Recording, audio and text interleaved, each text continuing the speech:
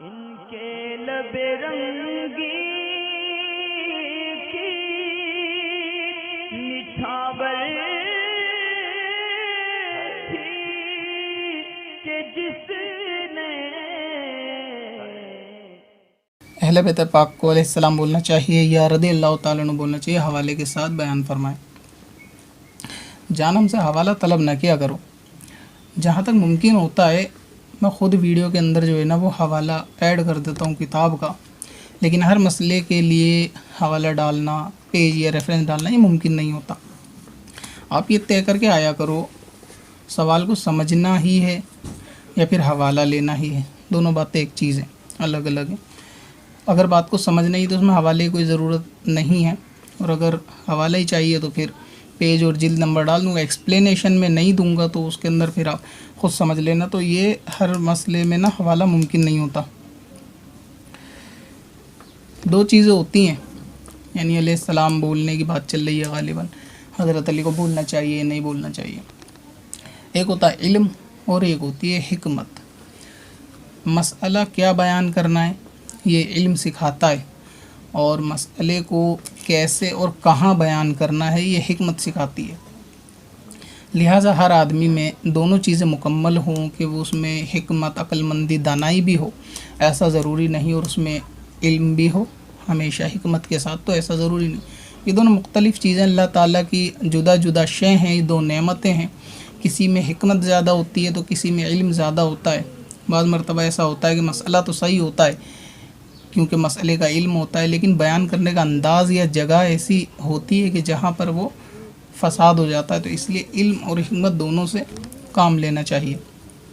صورتحال یہ ہے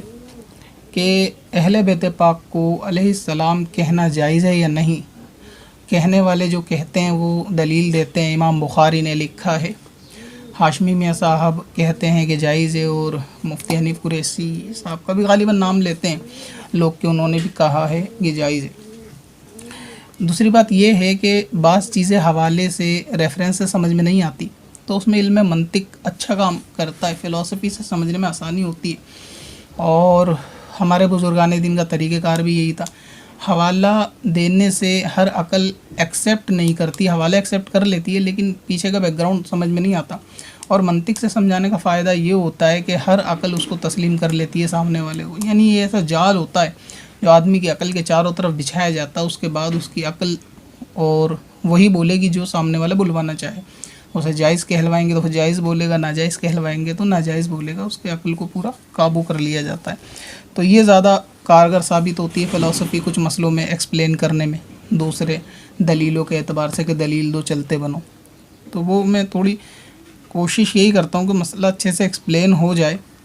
اب یہ ضروری نہیں کہ اس کے اندر حوالہ ہی ہمیشہ نوٹ کیا جائے، بات اگر آپ کے سمجھ میں آ جائے تو ٹھیک ہے، نہیں تو کوئی دقت نہیں ہے۔ بات چھوٹی ہوتی ہے لیکن ویڈیو اس لیے بڑی ہو جاتی ہے کیونکہ ایکسپلینیشن کبھی کبھی کرنی پڑتی ہے۔ ہاں بات چل رہی تھی، کیا ٹاپک تھا؟ اچھا، علیہ السلام بولنے والی بات چل رہی تھی۔ دیکھیں، ایک دنیا کے جتنے بھی تمام آدمی ہیں نا، یعنی جتنی بھی ہم لوگ ہیں، وہ سب حضرت آدم علیہ السلام کی اولاد ہی ہیں۔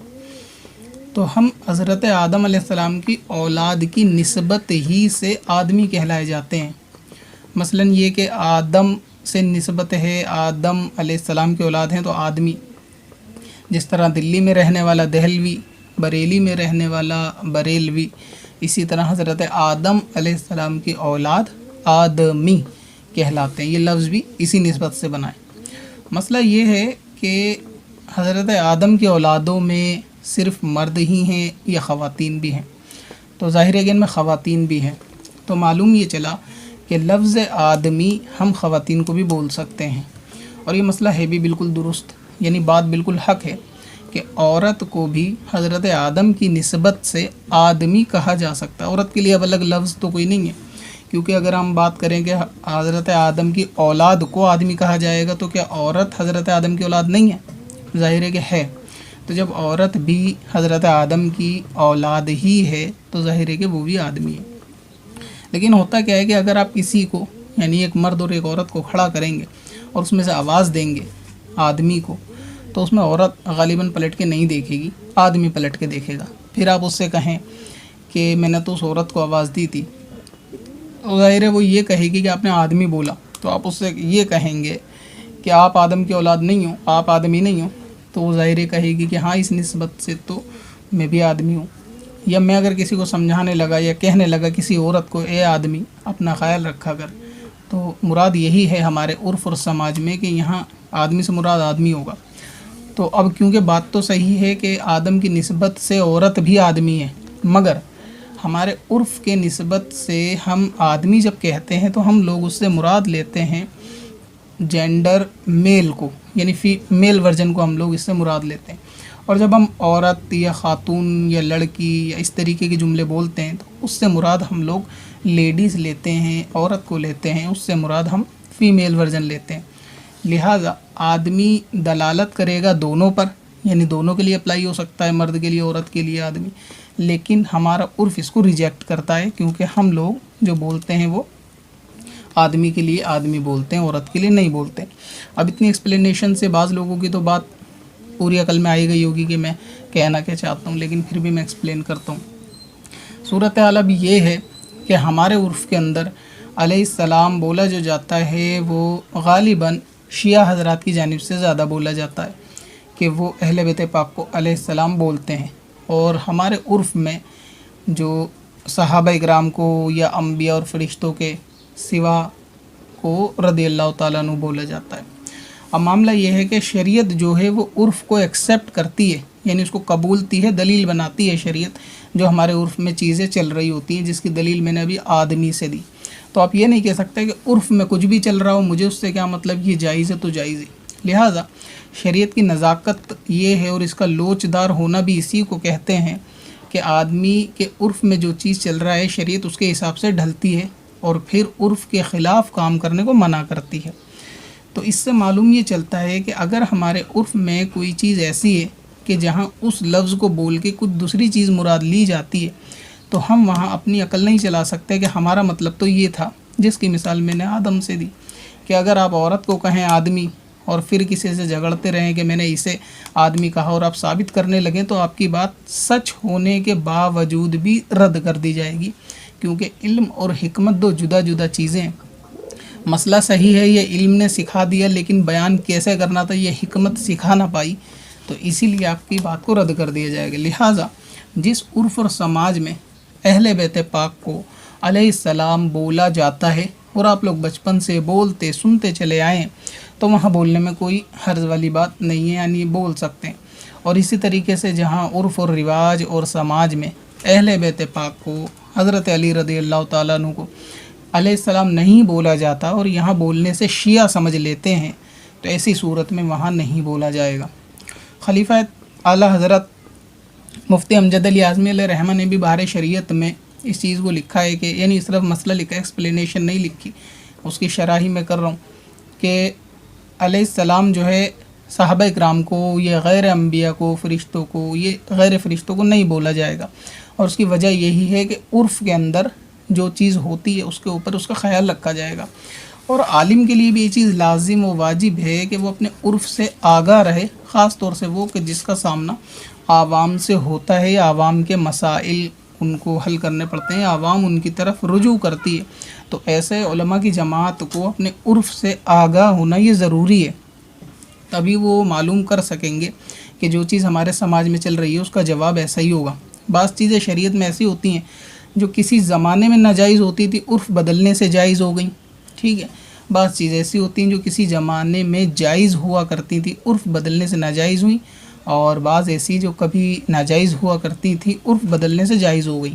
تو شریعت کا لوچ دار ہونا، ہماری شریعت میں رعایت ہونا، اس میں نرمی ہونا، اس کو اچھا دین اسی لیے کہا جاتا ہے کہ آدمی کی طبیعت کے حساب سے بعض مرتبہ شریعت ڈھل جاتی ہے، اس کے لیے آسانی پیدا کر دیتی ہے، اس کے لیے رعایت اور راستے نکال دیتی ہے، جس سے مسلمان کو زندگی جینا دشوار نہیں ہوتا، اس کے لیے آسانی ہو جاتی ہے۔ اب اس کی دو مثال جو میں نے ابھی دی ہیں، جیسے کہ ناجائز تھی پہلے، بعد میں جائز ہو گئی، اس کی مثال آپ پینٹ شرٹ لے لیں کہ پہلے کے وقت میں اس کو پہننا ناجائز اور گناہ تھا، لیکن آج کے وقت میں مسلمان کو پینٹ شرٹ پہننا ناجائز اور گناہ نہیں ہے۔ عرف بدلا، مسئلہ بدلا، شریعت بدلی، آسانی آئی، جیسا عرف ہوا شریعت نے دلیل کو ایکسیپٹ کر لیا۔ اسی طریقے سے جو چیزیں پہلے جائز تھی اس میں عورت کی مسجد کی حاضری کی مثال لے لیں کہ پہلے جائز تھی اب ناجائز ہو گئی، وجہ کیا ہوئی کہ عرف بدلا، مسئلہ بدلا اور شریعت تبدیل ہو گئی، تو اب جو عرف ہے اسی پہ عمل کیا جائے گا، پچھلی بات کو نہیں لایا جا سکتا۔ اب رہا یہ کہ امام بخاری نے لکھا ہے علیہ السلام کہہ سکتے ہیں، تو لہٰذا کہنا جائز ہے۔ پہلے میں جائز والوں کو ایک جواب دینا چاہوں گا کہ جائز تو 12 مہینے چٹنی سے روٹی کھانا بھی ہے، اور مہمان کے آگے، ہر مہمان کے آگے چٹنی رکھ دینا بھی جائز ہے، لیکن اس جائز پہ کون عمل کرتا ہے؟ جو علیہ السلام کو امام بخاری کے لکھنے پر جائز جائز جائز چلا رہے ہیں، کیا وہ یہ عمل کر لیں گے کہ 12 مہینے چٹنی سے روٹی کھائیں؟ حرام تو یہ بھی نہیں ہے چٹنی، تو 12 مہینے چاٹو چٹنی، اس کو بھی جائز بولو اور اس پہ بھی جائز پہ عمل کر لو۔ لہٰذا اپنے نفس کی پیروی کرنے کو تھوپا نہیں کرتے کسی پہ، جو عرف ہوتا ہے اور جو شریعت ہوتی ہے مسئلہ اسی کے مطابق اور اس کے انوسار ہی بیان کیا جائے گا۔ لہٰذا جہاں پر کافر سے یعنی شیعہ سے مشابہت قرار پائی جائے گی وہاں پر علیہ السلام نہیں بولا جائے گا، اس کو تھوپا نہیں جا سکتا۔ ابھی میرے خیال سے راجستھان سے میرے کو معلوم یہ چلا، ایک چینل والے حضرات نے مجھے بتایا کہ وہاں پر علیہ السلام بولنے کا عرف ہے راجستھان میں، کہ وہاں سبھی مقرر حضرات اور دیگر علماء بھی جو ہے نا اہل بیت پاک کو علیہ السلام بولتے ہیں، تو وہاں کا عرف ہو جانے سے پورے بھارت پہ عرف ہو جائے ایسا نہیں ہو سکتا۔ ممکن ہے کہ ان کے شہر، قصبے، گلی محلے، قریہ، بستی، علاقے، سٹی وغیرہ کے اندر عرف ہو تو وہ لوگ بولتے ہوں گے، لیکن ان کی بات کو دوسری جگہ دلیل نہیں بنایا جا سکتا۔ تو مختلف چیزیں جو ہوتی ہیں نا، جتنی مختلف ہیں کہ ایک مسئلہ کسی کے لیے ناجائز ہو سکتا ہے تو کسی کے لیے جائز ہو سکتا ہے، ایسا ممکن ہے۔ اسی لیے یہ لچیلی شریعت ہے، لوچدار ہے، تو اس میں یہ نہیں کہہ سکتے کہ فلاں عالم نے بول دیا تو ہم بولیں گے۔ لہٰذا ہاشمی میاں صاحب نے یہ کہا تھا کہ علیہ السلام بولنا بھی جائز ہے، لیکن انہوں نے یہ تو نہیں کہا کہ ہر جگہ جہاں مشابہت بھی پائی جائے بول دو، جہاں بدغمانی ہو بول دو، جہاں لوگ شیعہ سمجھ بیٹھیں بول دو، ایسا تو انہوں نے نہیں کہا، پہلی چیز۔ دوسری ہے کہ امام بخاری نے لکھا ہے علیہ السلام، تو کہتے ہیں کہ جی اب اس پہ کیا جواب دو گے؟ میں اس پہ یہ جواب دینا چاہتا ہوں ان لوگوں کو کہ جو یہ کہتے ہیں امام بخاری کی دلیل کو، کہ ہم امام بخاری کے مقلد نہیں ہیں۔ پہلی چیز، امام بخاری کی کوئی قول یا کوئی چیز، ان کی کوئی بات لکھنا ہمارے لیے یعنی حنفی المذہب کے لیے یہ حجت نہیں ہو سکتی۔ پہلے آپ اس بات کو سمجھ لیں، ٹھیک ہے؟ بات بہت کڑوی سی لگ رہی ہوگی، لیکن ایک حق ہے اسی لیے کڑوی بھی لگ رہی ہوگی۔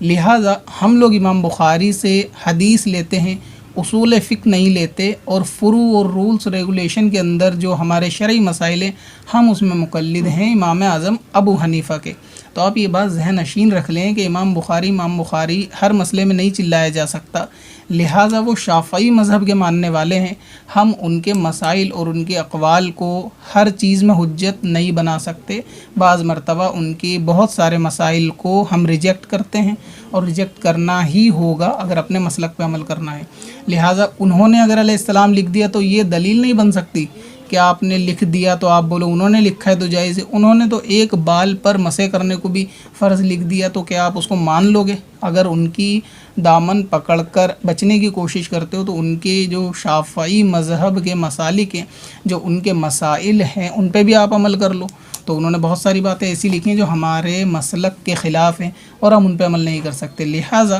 کسی محدثین کی قول کو دلیل بنانا یہ ضروری نہیں ہے کہ اس کے لیے وہ حجت قرار پائے۔ دوسری بات یہ ہے کہ کسی بزرگ اور ولی کا قول کہیں عرف میں حجت قائم کر سکتا ہے اور کہیں پہ وہ مقابل بھی ہو سکتا ہے عرف کے، تو جہاں پہ وہ عرف کے مقابل پایا جائے گا تو وہاں قول کی نفی کی جائے گی، عرف کو قبول آ جائے گا۔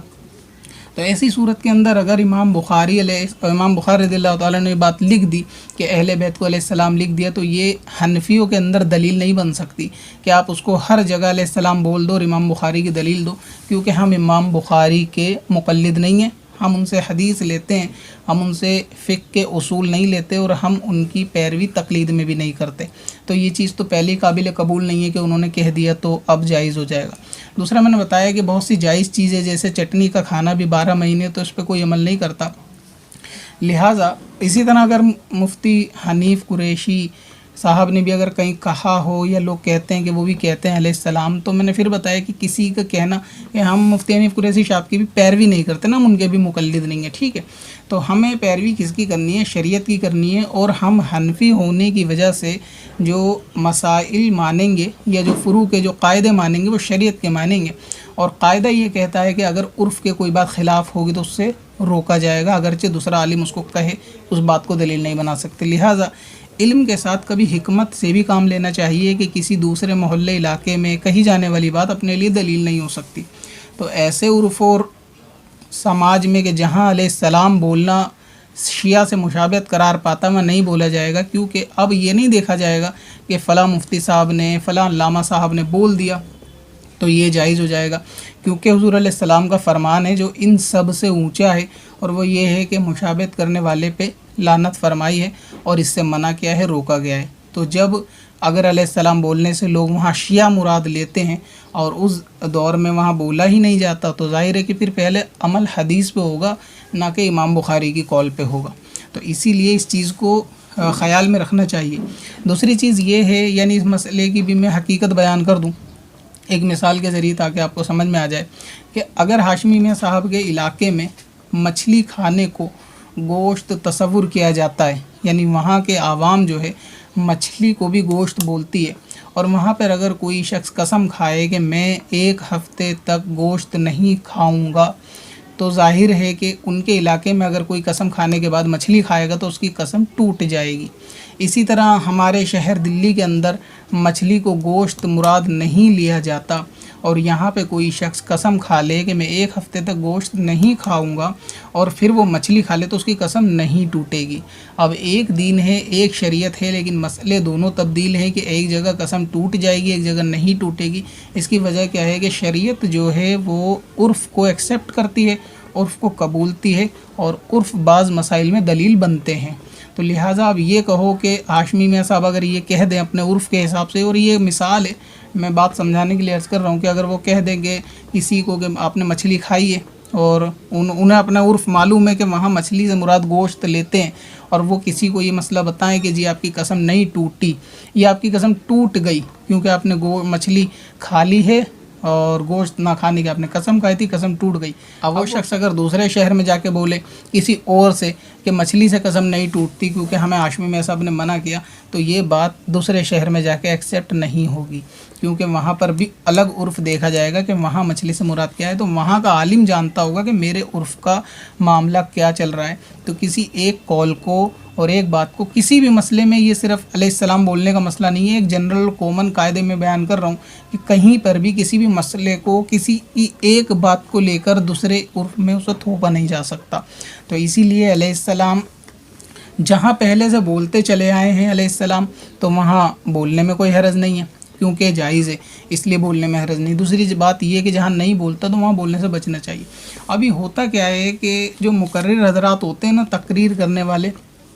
ان کو بھی ویسے یہ چیز چاہیے کہ جہاں وہ تقریر کرنے کے لیے جائیں نا، اب ایسا بھی نہیں ہوتا کہ سیدھا منگل گرہ سے لینڈنگ کری اور سیدھے کرسی پہ آ کے تقریر شروع کر دی. تقریر سے پہلے باقاعدہ کھانے وغیرہ کا انتظام ہوتا ہے، علماء کی ملاقات ہوتی ہے، علاقے کے مساجد کے دوسرے امام آتے ہیں، ملاقات کرتے ہیں. تو مقرر حضرات کو تھوڑا حکمت سے یہاں یہ کام، یعنی جو نئے آنے والے میں ان کی بات کر رہا ہوں، جو آلریڈی مقرر ہیں ان کو تو میں نہیں سمجھا سکتا، بڑے ہیں وہ اور اچھا بھی نہیں لگتا. تو جو ان فیوچر جو مستقبل میں بنیں گے، ابھی پڑھائی کر رہے ہیں، مقرر بنیں گے، تو ان کو اس بات کا خیال رکھنا چاہیے کہ جب بھی آپ کہیں جائیں تقریر کرنے تو وہاں پر یہ چیز پہلے ایکسپلینیشن علماء کی وہاں لوگ موجود ہوتے ہیں، کمیٹی بھی ہوتی ہے جو بیان آپ کا کرا رہی ہوتی ہے، تو ان سے یہ چیز پوچھ لیں کہ میں اس موضوع پہ بیان کروں گا، 1 گھنٹہ میرا ٹاپک یہ رہے گا، اہل بیت کے فضائل بیان کروں گا، تو یہاں آپ کے وہاں کیا عرف چلتا ہے، کیا یہاں پر جو ہے معاملہ ہے اس چیز کو لے کر، کوئی ڈھکی چھپی بات ہو تو بتاؤ. تو وہاں کے علماء کی بھی یہ ذمہ داری ہونی چاہیے کہ جب کوئی نیا مقرر آئے بیان کرنے تو آپ ان سے پوچھ لیں کہ آپ کس موضوع پہ بیان کریں گے. وہ بتائیں گے جی میں قوم کی یہ والی خامیاں بیان کروں گا، تو علماء جو ہے وہاں کا عرف بھی بیان کر دیں کہ اچھا آپ اگر اہل بیت کے فضائل بیان کریں تو یہاں پہ علیہ السلام نہیں بولا جاتا، اور بولو گے تو شیعہ سمجھیں گے، تو اس سے نقصان زیادہ، تو آپ رضی اللہ تعالیٰ عنہ بولیں. مقرر کو بھی یہ بات مان لینی چاہیے. لہٰذا بیان کرنے والوں کو بھی چاہیے اور بلانے والی کمیٹی کو بھی چاہیے کہ آپ جس موقع محل پر مقرر کو بلا رہے ہیں بیان کرنے کے لیے تو اپنے عرف سے وہاں آگاہ کر دیں کہ جی ہمارے علاقے میں اس چیز سے یہ مراد لی جاتی ہے، اگر آپ یہ بولیں گے نا تو آپ اس سے کچھ بھی مراد لیں لیکن عوام اس کو یہی سمجھے گی، تو آپ یہ چیز نہ بولیں، یہ چیز بولیں، تو اس سے کیا ہوگا، لوگوں کے اندر، نوجوانوں میں بہت سارے فتنے ٹل جائیں گے۔ اب اگر یہ ضد پہ ہی کوئی مقرر اڑ جائے اسٹیج پہ بیٹھ کے کہ علیہ السلام بولنا جائز ہے، جو نہیں بولے گا وہ اہل بیت کا باغی، یہ وہ، تو یہ سب میں سمجھتا ہوں کہ شاید حکمت کی کمی ہے کہ ہر جگہ اپنی ہٹ دھرمی نہیں چلتی، مسئلہ جائز ہونے کے بعد بھی کبھی کبھی نئے بیان کیا جاتا، تو آپ عرف میں دیکھیں کہ فساد کس چیز سے ہو سکتا ہے، اس چیز کو عقل مندی یہی کہتی ہے کہ آپ روکیں، رضی اللہ تعالیٰ بولیں گے تو شان کوئی گھٹے گی نہیں، اور ہمارا عرف بھی یہی ہے۔ اس سے دوسرے نقصان یہ ہوتے ہیں کہ بیان کرنے کے جانے کے بعد نا عوام بدگمانی،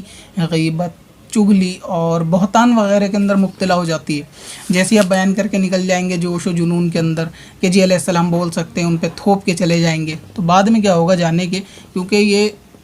چل رہا ہوتا ہے نا سماج میں، تو اس لیے مجھے اس کی خبر ہے کہ ایسا ہوتا ہے کہ بعد میں قوم یہ کہتی ہے یار وہ شیعہ تھے کیا، وہ علیہ السلام بول رہے تھے حضرت علی کو بار بار، ان کو علیہ السلام لگ رہا ہے وہ شیعہ تھے، تو اس سے کیا ہوتا ہے آپ کے پیچھے لوگ تانہ زنی کریں گے، مقرر کی غیبت کریں گے، چغلی کریں گے، خود بھی گناہ کے اندر مبتلا ہوں گے اور آپ کو بھی ذلت پر پیش ہونے کا موقع ملے گا۔ لہٰذا آپ کو بھی یعنی مقرر حضرات کو بھی ان چیزوں سے پرہیز کرنا چاہیے کہ ہمیشہ عرف کی خبرداری رکھیں اور بیان سے پہلے وہاں آگاہی لے لیں علماء سے، اور علماء اور کمیٹی کی بھی یہ ذمہ داری ہے کہ ایسا کام کریں